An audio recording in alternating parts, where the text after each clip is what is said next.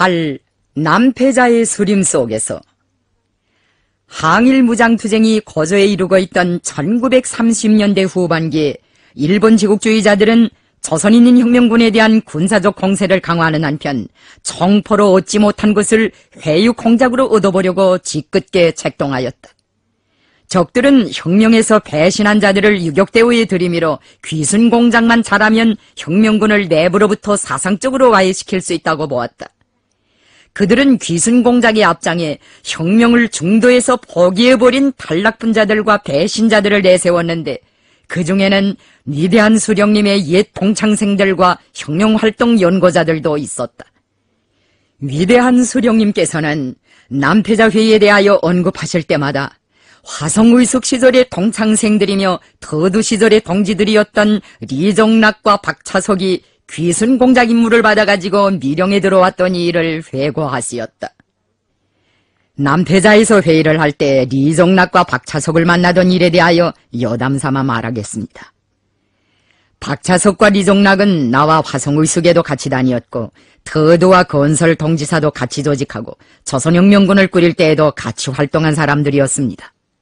혁명을 몇 해만 같이 하면 형제나 다름없는 밀접한 관계를 맺게 됩니다. 그 두 사람은 나와 혁명을 4 내지 5년 동안이나 같이 하였습니다. 박차석과 리정락은 김혁이나 차광수와 같은 길림 패들보다 한 발 앞서 나와 인연을 맺은 사람들입니다. 우리가 화전에서 더두를 모았을 때 거기에 아직 김혁과 차광수는 망라되지 않았댔습니다. 그러나 박차석과 리정락은 둘 다 그 조직의 핵심 인물이었습니다. 그런 연거를 보더라도 박차석과 리정락은 내가 혁명을 시작하면서 처음으로 사귄 동지인 동시에 첫 동행자들이라고 말할 수 있는 사람들입니다.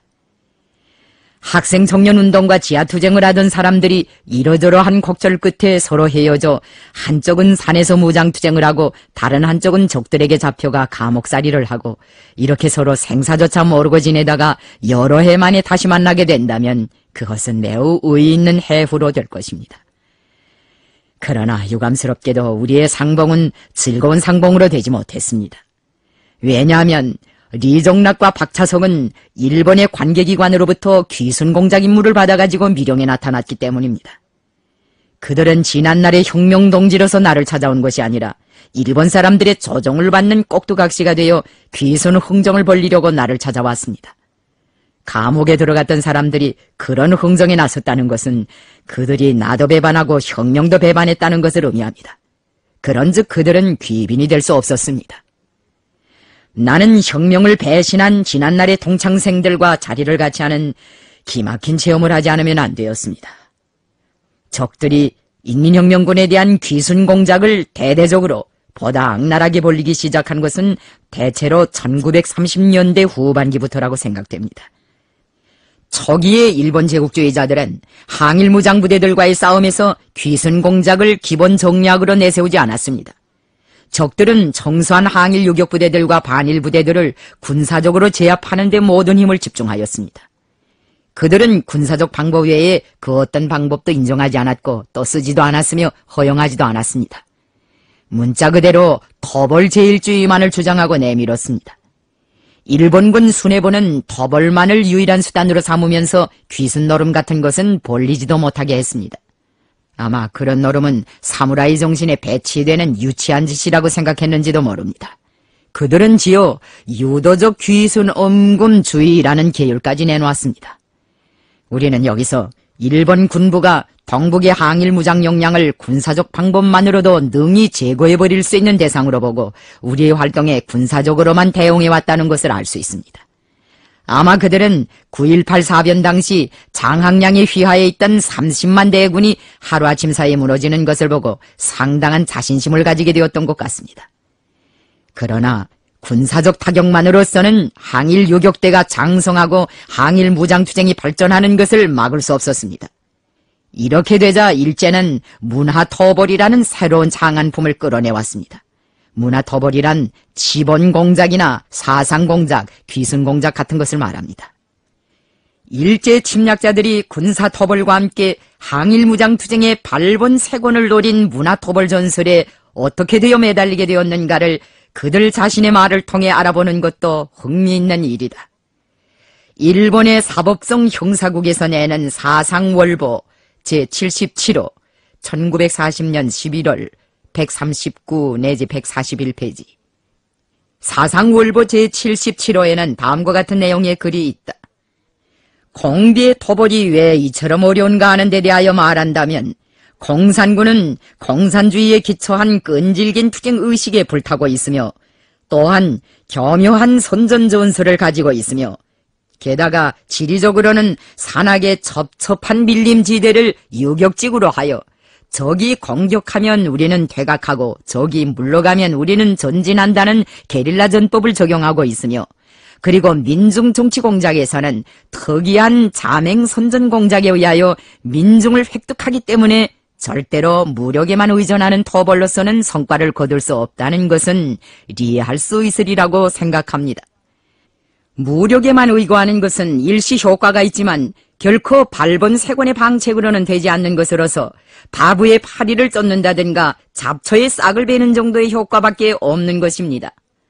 즉 정례에 여러 차례 걸치는 토벌을 감행하면서 오늘도 아직 그들을 제멋대로 날뛰게 한 중대한 원인의 하나는 무력에만 힘을 놓고 그 지번공작, 사상공작을 홀시하였다는 것과 국가의 모든 기관이 이에 협력하지 않고 단지 군에만 맡겼기 때문이 아닌가고 생각합니다.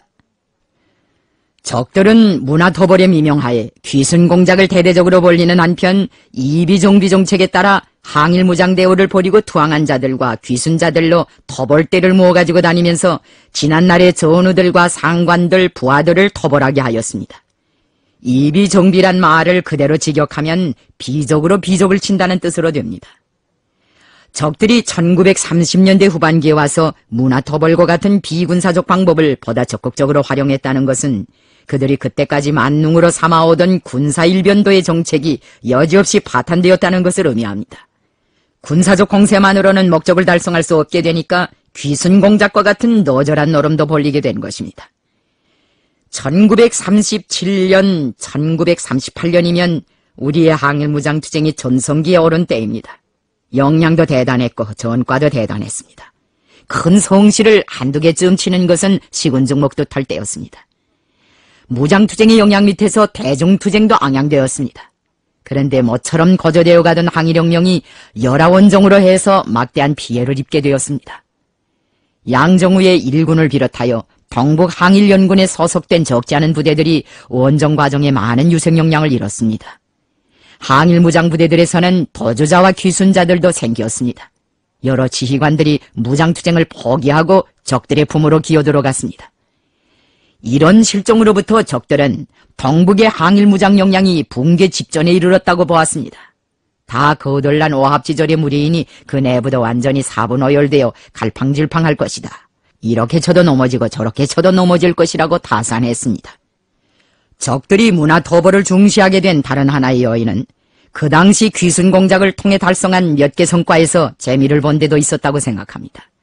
주요 지휘관들의 투항은 그들로 하여금 공산주의자들의 신념이나 의지에도 한계가 있다는 인식을 가지게 하였고 그런 인식을 토대로 하여 인민혁명군에 대한 와해공작을 추진시키게 하였습니다. 일본 제국주의자들은 문화토벌의 기본 관역을 조선인민혁명군에 두고 한편으로는 군사적 공세를 강화하고 다른 편으로는 우리에 대한 귀순공작에 집요하게 매달렸습니다. 그러면 그들이 왜 조선인민혁명군을 토벌의 기본 관역으로 삼았겠습니까? 그 이유는 명백합니다. 그것은 조선인민혁명군이 1930년대 초부터 일본 제국주의자들을 엄중하게 위협하는 주적으로 되고 있었기 때문이며 또 동북지방의 항일무장 대오들 가운데서 제일 전투력이 강하고 소멸하기 어려운 존재로 되고 있었기 때문입니다. 그러다 나니 신문 잡지들에 우리 부대의 활동이 많이 소개되게 되었습니다. 우리의 투쟁 소식은 미국에도 알려졌습니다. 아래에 그 당시 미국에서 발행된 교포신문 신한민보에 실린 자료들 중 일부를 소개한다. 이제 최근 전진통신을 의지하건대 그 보도가 잠옷 소상함이 아래와 같으다.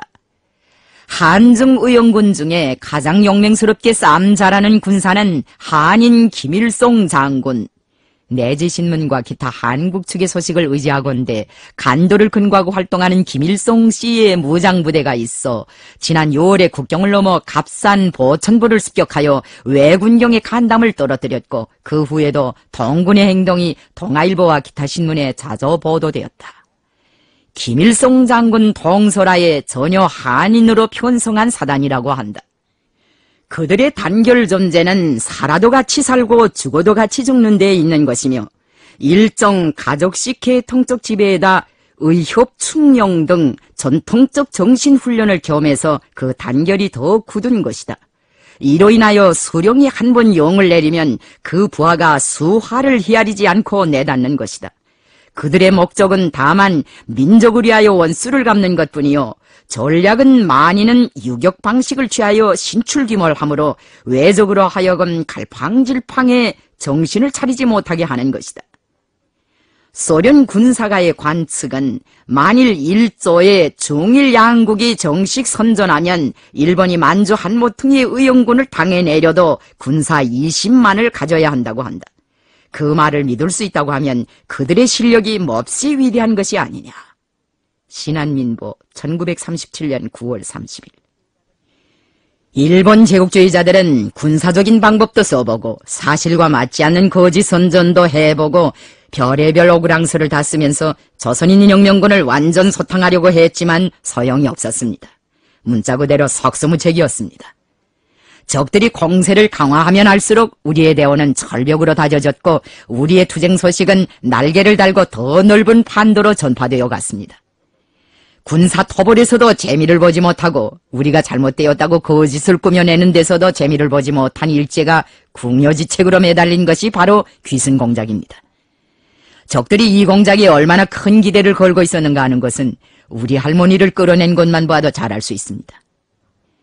적들은 문화토벌의 기본 관역을 큼직큼직한 인물들한테 두었습니다. 일본 사람들의 잡더리가 만만치 않았습니다. 그 당시 양정우에 대한 귀순공작은 성귀순공작반이 담당하였고 나에 대한 귀순공작은 만주 치안부 경무사 소속의 중앙특별귀순공작반이 담당하였습니다. 적의 군경들이 나의 무성소학교 시절의 교사까지 귀순공작에 이용하려 했다는 일제의 관원 자료도 있다고 하는데 그가 실제로 나를 찾아왔거나 간접적인 방법으로 어떤 연락을 보낸 적은 없습니다. 박차석과 리정락이 남패자 미령에 나타난 것은 적들이 우리에 대한 귀순공작에 열을 올리던 때였습니다. 근친들을 통한 공작이 은을 내지 못하게 되니까 이번에는 지난날의 나의 동창생들을 들이민 것입니다. 내 짐작에는 일본의 모략가들이 박차석은 귀순공작에 대한 우리의 반응을 알아보기 위한 시험인물로 보고 리정락은 결정적인 기회에 써먹을 수 있는 기본인물로 삼은 것 같습니다. 박차석이 우리 미령으로 들어온 것은 부대가 남패자에 있을 때였습니다. 하루는 보초대에서 보초장이 전령병을 시켜 박차석이란 사람이 나를 찾아왔다고 알려왔습니다. 나는 그 연락을 받고 놀라운 생각이 들었습니다. 박차석은 1930년 여름에 공작 임무를 받고 국내에 들어갔다가 경찰에 체포된 사람입니다. 감옥에 갇혔던 사람이 남패자에는 갑자기 무슨 일로 나타났겠는가? 설사 그가 형기를 마치고 석방되었다 하더라도 여시찰인으로 엄한 감시를 받을 텐데 그 감시는 어떻게 떼어버렸고 적들이 2중 3중의 포이즌을 치고 있는 이 미령에는 무슨 수로 찾아왔을까 하는 수상쩍은 생각이 들었습니다. 혁명을 다시 해보려고 불원천리 찾아왔다면 없고라도 다닐 일이지만 적들이 그에게 그런 자유를 줄 리는 만무한 일이고 아무래도 심상치 않았습니다.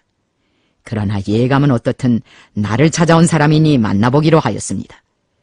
박차석을 만나게 되면 형건 삼촌이랑 최효일이랑 감옥에서 어떻게 지내는가 하는 것도 알 수 있겠고 그 밖에도 여러 가지 측면에서 나는 알고 싶은 것이 많았습니다. 박차석을 만나보니 겉모양은 여전한데 속은 딴 사람이었습니다. 그는 생리별한 혈육을 만난 것처럼 반가워하면서도 어쩐 일인지 기가 죽어 있었습니다. 나는 그에게 옛날의 혈기는 어디 가고 이렇게 소심한 사람이 되었는가?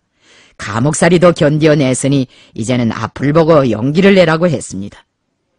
그런데 박차석은 감옥살이를 하다가 전향을 했다고 하면서 적의 죽으로 전락되어 남패자까지 찾아오게 된 경위를 눈물을 흘리며 실토하였습니다. 그는 형을 받고 형무소에서 몇 해 동안 옥고를 치르는 과정에 점차 혁명 승리에 대한 신심을 잃고 동요하기 시작했다고 했습니다. 형권 삼천을 십자형 털에 묶어놓고 태형을 가하는 장면을 직접 목격한 다음부터는 저항할 기력마저 잃었다는 것입니다. 적들은 박차석이 동요한다는 것을 인차 간파하고 그를 다른 감옥에 옮겨놓았습니다. 만기가 되기 전에 감옥에서 놓아주고는 끝내 전향시켜 귀순공작반에 끌어놓았습니다. 적들이 나에 대한 귀순공작을 조작할 때 거기에 박차석을 끌어들인 것은 장서봉이었습니다. 장서봉은 우리가 중부 만주지방을 개척할 때 김혁, 김원호 등과 함께 가련을 혁명화하는 데서 공로를 세운 사람입니다. 그런데 그도 1931년 초에 리정락과 같이 무기공작을 나가다가 장춘역에서 체포된 후 전향하였습니다. 적들은 그에게 기생을 붙여 장춘의 가정까지 꾸려주었습니다. 그런 다음에는 그를 직업적인 특무로 써먹었습니다. 일제정탐기관에서 나와 연고관계가 깊은 사람들을 물색할 때 장서봉은 리정락을 대주었습니다. 그리고 그를 내세워 박차석이까지 끌어들이게 했습니다. 박차석은 적들의 신문을 받을 때 자기가 터도 시절에 나와의 친분관계도 다 말하고 그 후 반제청년동맹을 조직하던 일과 공청을 조직한 다음 길림을 중심으로 활동하다가 무장소조에 속하여 국내에 파견된 경위까지 다 털어놓았다고 솔직하게 자백하였습니다.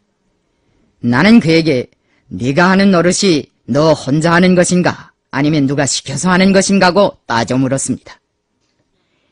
박차석은 자기는 아무 벼슬도 하는 것이 없고 일본 놈들이 강요해서 여기로 왔지만 성주한테는 그런 노름이 애당초 통할 수 없다는 것을 알면서도 그것을 기회로 삼아 성주 얼굴이라도 한번 보고 가려고 찾아왔다고 하면서 눈물을 흘리었습니다.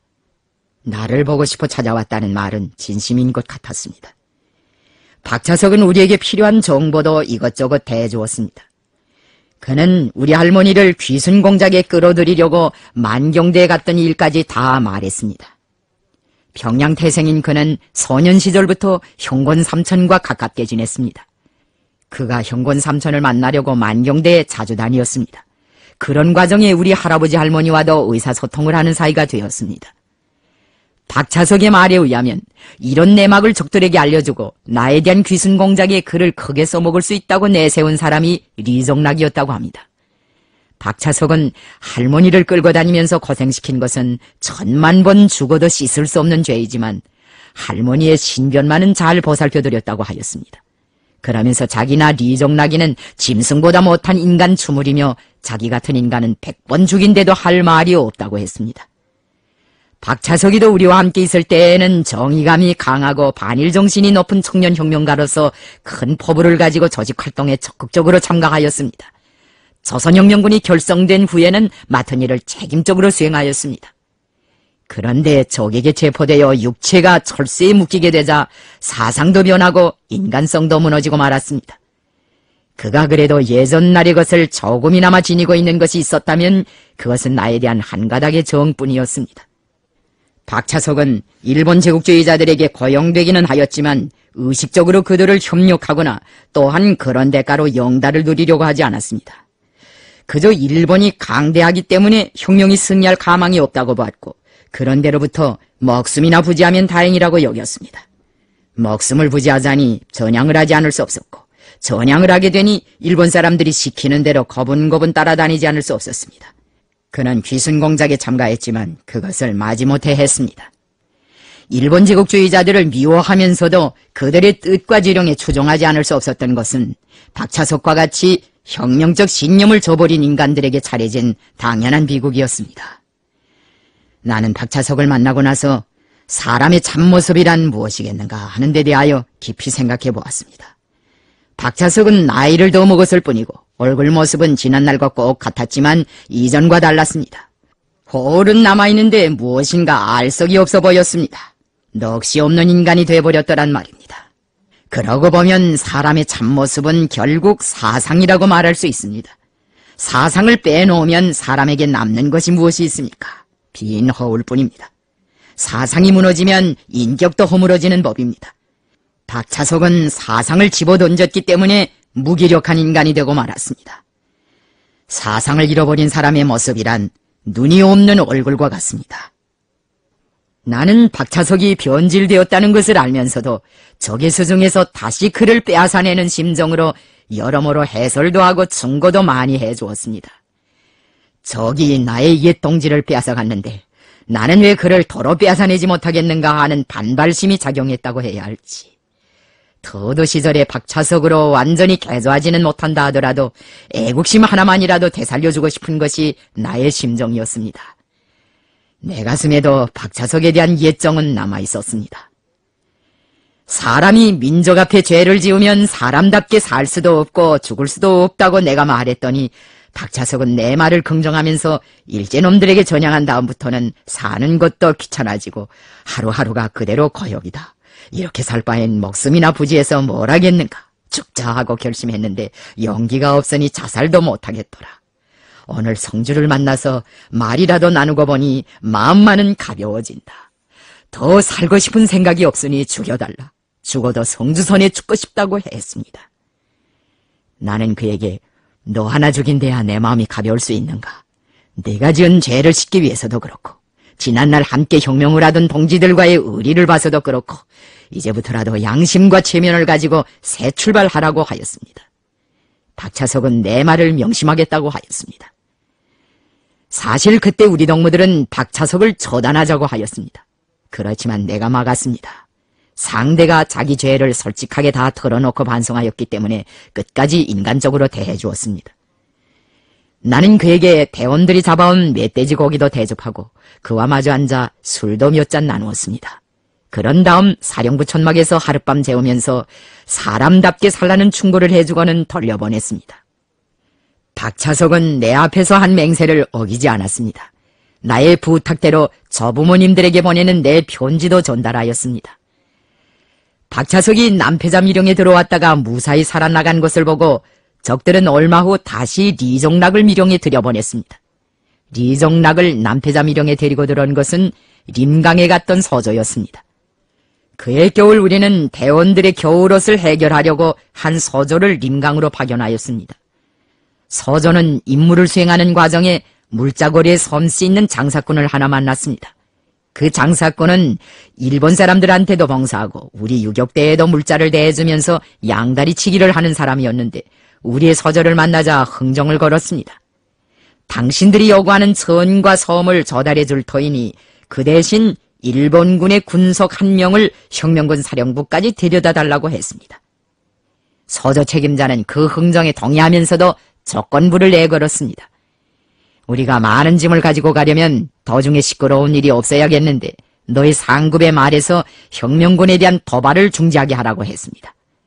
그렇게 되어 림강 가제수로부터 남패자에 이르는 넓은 지대에 진을 치고 있던 적 토벌대들은 한동안 작전을 중지하고 잠잠해졌습니다. 서조는 이처럼 적의 기도와 약점을 영영하여 많은 후방물자들을 가지고 안전하게 남패자에 도착하였습니다. 그때 그들이 데리고 들어온 군석이 바로 리종락이었습니다. 리종락은 처음부터 처신을 hit덥게 하여 우리 동무들의 눈총을 받았습니다. 혁명군의 군용에 들어왔다는 공포감이나 위축감 같은 것은 전혀 없이 뻔뻔스럽게 웃고 망탁말하고 주저없이 행동하였습니다. 그는 버터대를 책임지고 미령 5기에 나가있던 어중읍을 보고 추운 산중에서 고생이 많겠다고 하면서 그에게 시계를 선사하려고 했습니다. 어중읍은 자기의 회중시계를 꺼내 보이면서 필요 없다고 했습니다. 그러자 리종락은 사양 말고 받으라. 시계가 둘 있으면 더 좋지 않겠는가고 했습니다. 어중읍은 시계는 하나를 기준해야지 오늘은 혁명시계를 차고 내일은 반동시계를 차는 식으로 해서야 되겠는가고 어금을 박아 놓았습니다. 그것은 혁명의 편에서부터 반동의 편으로 넘어간 리종락의 반역행위에 대한 신랄한 비판이었습니다. 리종락이 미령에 들어와서 건방지게 놀았지만 나로서는 만나자마자 그의 죄상부터 문책할 수 없었습니다. 칼로 단번에 베을 수도 없고 불로 태워버릴 수도 없는 것이 사람의 정인 것 같습니다. 지난날 그하고 맺은 우정이 너무도 깊었습니다. 리종락도 역시 나와 가장 가깝게 지내던 사람입니다. 토드 시절의 리종락은 일가견을 가진 쟁쟁한 혁명가였습니다. 그는 우리들 중에서 누구보다도 군사에 밝았고 새 사조에도 민감하였습니다. 16살 때부터인가 벌써 독립부에 소속되어 독립군 활동을 한 사람입니다. 애국심이 강했고 행동도 용감하고 굵직굵직했습니다. 리종락은 다정다감한 사람이었습니다. 우리가 리종락을 조선혁명군의 책임적 지휘에 추천한 것은 그에 대한 높은 기대와 믿음의 표시였습니다. 그만큼 그는 인기가 있는 인물이었습니다. 그러니 그렇게 아끼고 사랑해 주었던 그가 믿음을 저버리고 전향했다는 소식을 들었을 때 우리가 얼마나 실망했겠습니까? 리종락은 자기가 일본군 군속으로 귀순공작반에 속해 있다는 것을 숨기지 않았습니다. 그는 터도의 강령에 있는 것처럼 일제를 타도하고 조선의 광복을 이룩하며 나아가서 전 세계의 공산주의를 실현할 수 있다면 물론 그 이상 더 좋은 일이 어디 있겠는가. 그러나 그것은 도저히 이룰 수 없는 망상에 지나지 않는다. 터도 조직에 참가하고 조선혁명군을 내어오고 또 감옥에 붙잡혀 들어갈 때만 해도 나는 그 이상을 실현할 수 있다고 믿었다. 그러나 9.18 사변과 7.7 사변을 겪고 나서 생각을 달리하게 되었다. 조선에서는 이미 공산주의 운동이 거덜났다. 내선 일체는 확고한 현실로 되고 그에 따라 일본은 동아시아의 주인으로 되었다. 중원을 쥐는 자는 동양 전지를 다스릴 수 있다고 했는데 중일전쟁의 실태를 보라. 북경, 상해, 남경도 일본군에 함락되고 서주작전, 무한작전, 광동공략전이 성과적으로 진행되었다. 동북 삼성을 단숨에 삼키고 오늘은 광대한 동아대륙을 반나마 타고 앉은 무적의 대일본 제국인데 그 힘을 무엇으로 당해내겠는가? 송주는 너상 산에서 지내다 나니 대세가 어떻게 변해가고 있는지 잘 모를 수 있다. 내가 이리로 찾아온 목적은 산에서 보람없는 고생을 하고 있는 성주를 돕기 위해서이다라고 말했습니다. 리종락은 마치 나를 위해 굉장한 선행을 베풀려고 온 것 같이 굴었습니다. 나는 그의 말과 채취해서 이 사람은 이미 썩을 대로 다 썩어서 살려낼 가망이 없겠다는 걸 직감했습니다. 나는 회의를 마칠 때까지 우리를 포위하고 있는 적들이 회방을 널지 않도록 하기 위해 리종락을 시켜 적들에게 보내는 편지를 쓰게 하였습니다. 편지 내용은 내가 불러주었습니다. 김일성 군의 군영에 들어와 보니 현재 사령부는 백두산 쪽으로 이동해 가서 부재 중이다. 거기까지는 몇백 리 길이기 때문에 연락을 취하자면 얼마간 시일이 걸릴 것 같다. 지금 김일성 위하의 한 부대를 만나 사령부와 연계를 맺을 교섭을 하고 있으니 그렇게 알고 차후 통보를 보낼 때까지 조용히 기다려주기를 바란다고. 우리는 리종락의 필적으로 된 그 편지를 우리를 포위하고 있던 적들에게 보내고 여유작작하게 회의를 계속하였습니다. 하루는 내가 리종락에게 몸도 좋아지고 손도 매끈해진 걸 보니 괜찮게 지내는 것 같다고 말하자 그는 일본 사람들한테서 돈을 받아 잘 산다고 하면서 자기가 잘 살게 된 것은 나의 덕택이라고 하였습니다. 김일성이 큰 인물이기 때문에 어떻게 하나 일본 사람들이 자기네 쪽으로 돌려세우려고 김일성을 잘 알거나 지난날 친하게 지내던 사람들을 데려다가 높은 대우를 해주고 있다는 것이었습니다. 그러면서 자기 같은 것들도 그렇게 높이 대우해 주는데 김일성이 돌아만 선다면 일본 사람들이 여복 높은 대우를 해주겠는가. 그들은 김일성 장군이 돌아서면 어떤 벼슬이든지 다 주겠다고 한다.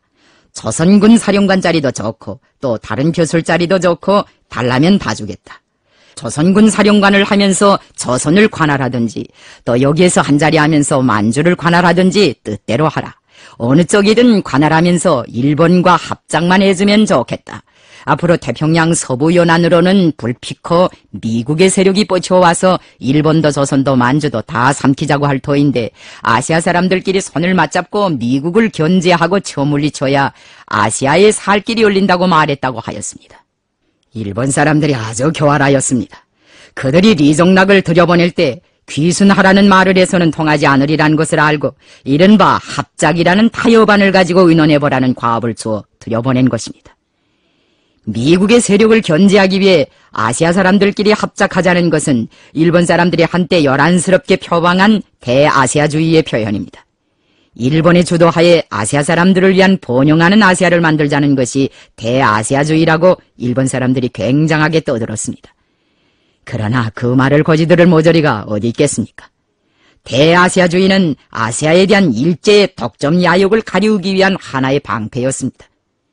제국주의자들은 남을 침략할 때마다 그것을 합리화하기 위한 구실을 만들어 대의명분으로 내세우는 법입니다.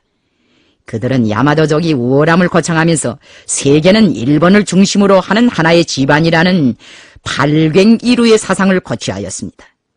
그런가 하면 조선을 침략할 때에는 독립할 능력이 없는 민족을 일본이 맡아서 이끌어주며 보호한다고 했습니다.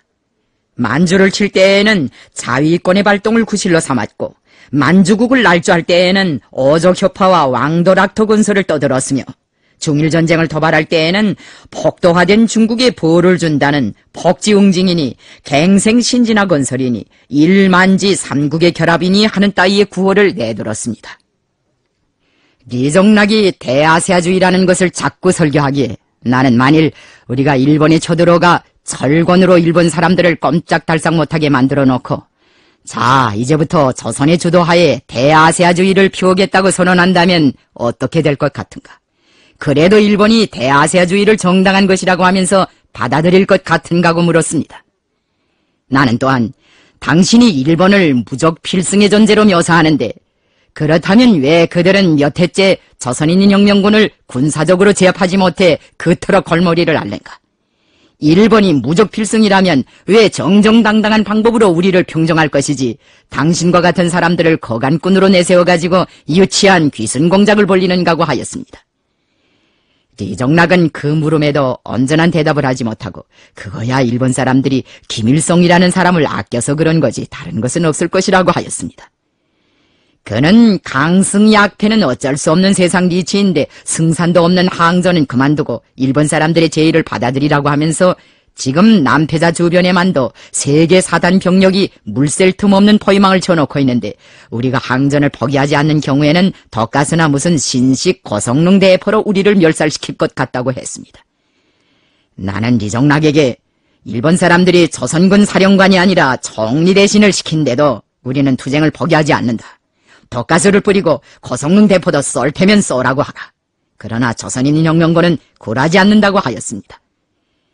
나는 그때 리종락이한테서 한영애의 소식도 들었습니다. 그의 말에 의하면 일본 사람들이 나에 대한 귀순 공작을 준비할 때 한영애도 점을 찍어두었다고 하였습니다.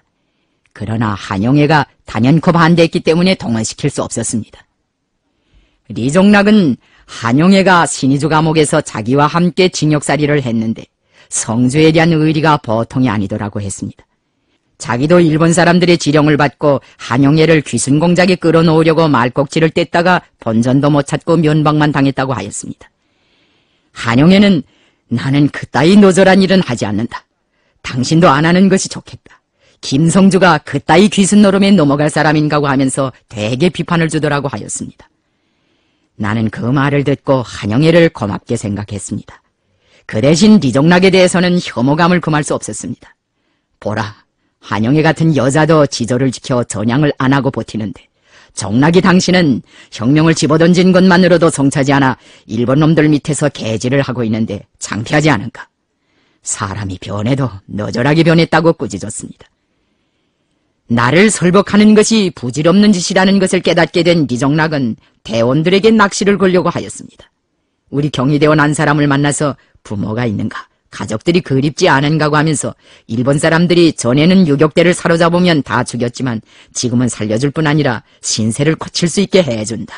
부모 곁에 가서 거운 색시를 얻어 안락한 생활을 하고 싶거든 자기와 함께 가자고 거슬렸습니다. 나는 그런 통보까지 받고 나서 일본 사람들의 심부름을 마지못해 하는 박차석과 달리 리종락은 저국과 민족도 안중에 두지 않고 의식적으로 적들에게 복무하는 일제의 중견이며 신복이라는 것을 확인하였습니다. 우리 대원들의 한결같은 요구에 따라 사령부는 리종락을 민족 반역자로 규정하고 그를 처형하는 데 동의하였습니다. 리종락의 시체 후에 동창생이건 누구건 배신자는 이렇게 처단한다는 내용의 경고장을 덮어두었습니다. 내가 남패자에서 리종락과 박차석을 만나던 사연을 말하면 적지 않은 사람들은 소설 같은 이야기라고들 합니다. 그때의 사연을 그대로 엮으면 정말 훌륭한 소설이 될 수 있을 것입니다. 일찍이 혁명의 길에서 생사운명을 같이 하기로 맹세한 사람이 배신자가 되어 나타나 일본의 강대성을 선전하고 우리의 저항이 무의미하다는 것을 역설하면서 혁명군 사령관을 귀순시키려고 하였으니 그런 심각한 사실이 어디 있습니까? 그것은 내가 겪은 수많은 체험 중에서도 아주 특이한 체험이었습니다. 솔직히 말해서 나는 그 두 사람을 만나고 나서 기분이 몹시 나빴습니다. 주소 성명도 모르는 생면부지의 인물이 그런 공작 임무를 받아가지고 왔다면 그렇게까지 마음에 상처를 입지 않았을 것입니다. 그들도 터들을 결성할 때에는 기세가 대단했습니다. 우리는 모두 살아도 같이 살고 죽어도 같이 죽자고 약속했습니다. 그런 약속을 할 때 같아서는 누구도 변절할 것 같지 않았습니다. 그런데 내가 가장 아끼고 신임하던 사람들 가운데서 배신자가 생기었단 말입니다. 혁명이 상승할 때에는 혁명투쟁에 참가하는 사람들도 많고 혁명대회에서 동료분자나 탈락분자 같은 것들이 잘 생기지 않습니다. 그러나 정세가 혁명의 편에 불리해지고 혼란이 중첩되게 되면 동료분자도 생기고 도주자도 생기고 투항분자도 생깁니다. 그러기 때문에 일꾼들은 정세가 준엄하고 나라의 형편이 어려운 때일수록 사람들에 대한 사상사업을 잘해야 합니다. 물론 사람의 사상은 눈에 보이지 않습니다. 사람들이 자기 사상이 어떤 사상이라고 이마에 써붙이고 다니지 않는 이상 혁명대원 내에서 혁명적 신념을 잃어버린 동여분자나 패배주의자들을 골라낸다는 것은 어려운 일이 아닐 수 없습니다. 그러나 사람의 사상은 사업과 생활을 통하여 어느 구석에서든지 꼭 노출되기 마련입니다. 일꾼들은 매개 사람들의 준비 정도와 사상의식 상태에 맞게 혁명적 신념을 공고히 하기 위한 사상사업을 잘해야 합니다. 교훈은 무엇인가? 사상이란 신념화되어야지 순수한 지식만으로 남아있어가지고서는 소용이 없다는 것입니다. 신념화되지 못한 사상은 변질되기 쉽습니다. 사상이 변질이 생기면 리정락이나 박차석과 같은 인간이 되고 맙니다. 그렇기 때문에 자기가 정당하다고 보는 사상을 접하면 그것을 철저히 신념화해야 합니다. 풍부한 지식도 혁명적 신념이 안받침되어야 새 것을 끝까지 개척해가는 참다운 창조력으로 될 수 있습니다. 눈은 현실을 보지만 신념은 미래를 봅니다. 신념이 무너지면 정신이 죽고 정신이 죽으면 인간 자체가 무용지물로 됩니다. 인간의 도덕의리나 양심도 다 신념의 바탕을 두고 있습니다. 신념이 없는 사람들은 양심도 지닐 수 없고 도덕의리도 지킬 수 없으며 인간적인 채모도 유지할 수 없습니다. 사람은 신념이 강할 때 자신의 삶도 훌륭하게 개척해 나갈 수 있고 동지들을 위해서도 처신을 똑바로 할 수 있으며 당과 혁명, 조국과 인민을 위해서도 참답게 이바지할 수 있습니다. 충실성은 신념화, 양심화, 도덕화, 생활화되어야 한다는 것이 바로 김정일 동무의 주장입니다. 심오한 철학입니다. 나는 충실성을 신념화, 양심화, 도덕화, 생활화하여야 한다고 한 김정일 동무의 주장에 전적으로 공감합니다.